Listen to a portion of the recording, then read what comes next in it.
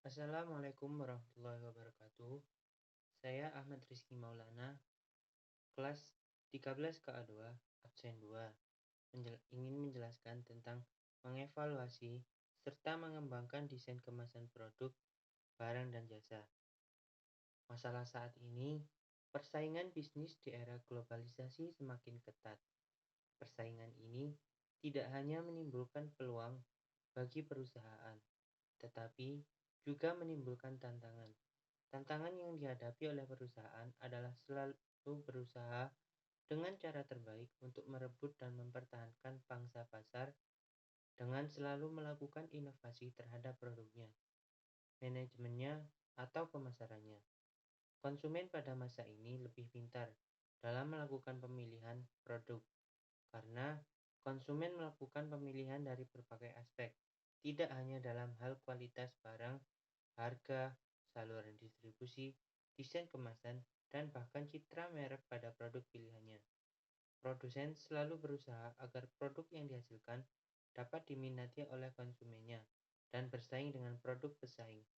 Produk yang dihasilkan agar dapat bersaing dengan produk sejenis yang lain seharusnya produk yang memiliki kualitas terjamin, harga terjangkau, desain produk yang menarik, rasa yang enak, merek, dan logo yang mudah diingat, serta kemasan yang menarik perhatian sehingga dapat menimbulkan visual memory. Dari visual memory akan timbul reminding buying. Strategi desain kemasan yang baik bertujuan untuk merebut pasar dan memberikan rangsangan kepada konsumen agar membeli produknya.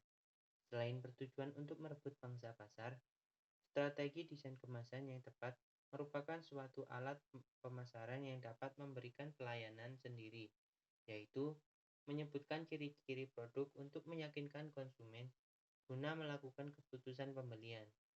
Di lingkungan pasar dewasa ini, kemasan adalah kontainer wadah sekaligus sarana komunikasi dan pesannya bekerja baik di dalam maupun di luar rumah.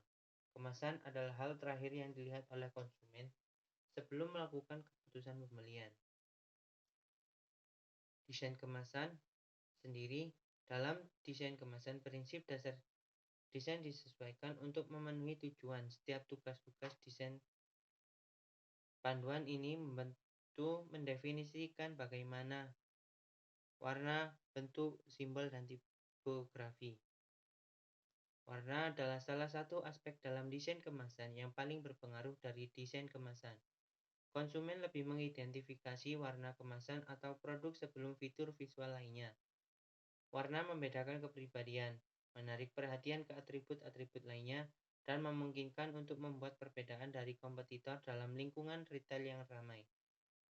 Yang kedua, struktur fisik atau bentuk dalam pikiran konsumen, kemasan adalah produk. Bagi banyak produk, konfigurasi fisik mewujudkan identitas visual suatu merek. Struktur dan material digunakan sebagai tempat penyimpanan, perlindungan, dan transportasi produk dan menyediakan permukaan fisik bagi desain kemasan. Simbol-simbol atau ikon dapat berupa diagram grafis yang sederhana atau tata letak yang detail. Dalam pengembangan simbol-simbol dan ikon untuk desain kemasan adalah penting untuk memperhatikan makna simbol bagi kebudayaan-kebudayaan yang bisa bertentangan. Yang keempat adalah tipografi. Dalam desain kemasan, tipografi adalah medium utama untuk mengkomunikasikan nama, fungsi, dan fakta produk bagi konsumen luas.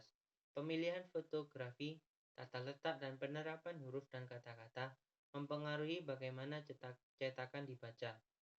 Yang kedua adalah merek atau brand, merupakan elemen komunikasi pemasaran yang penting.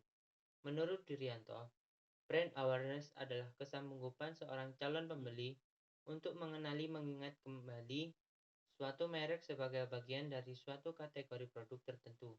Kesadaran merek merupakan elemen ekuitas yang sangat penting bagi perusahaan, karena kesadaran merek dapat berpengaruh secara langsung terhadap ekuitas merek. Citra merek dapat dibangun melalui satu, fitur, performance, dan desain produk. Kedua, service, meliputi kecepatan, kemudahan, dan empati.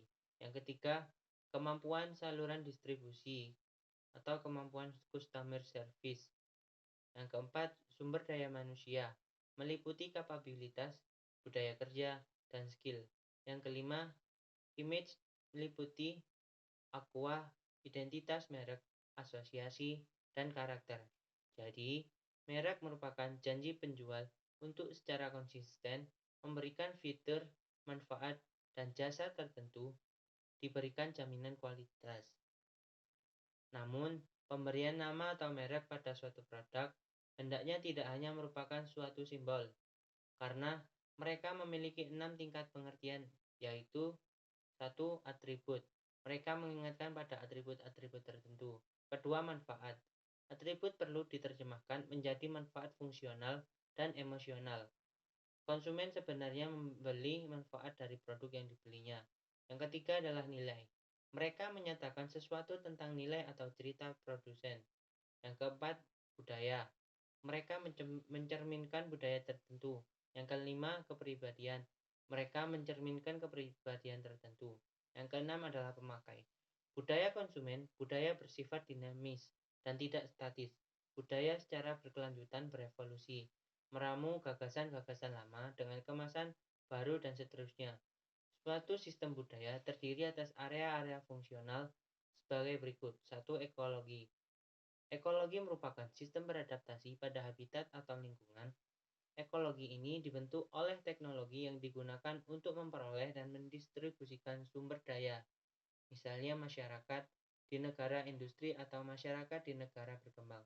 Yang kedua adalah struktur sosial. Struktur sosial merupakan wilayah yang berfungsi sebagai penjaga ketertiban kehidupan sosial. Sekian dari saya. Apabila ada kesalahan kata, mohon maaf sebesar-besarnya. Assalamualaikum warahmatullahi wabarakatuh.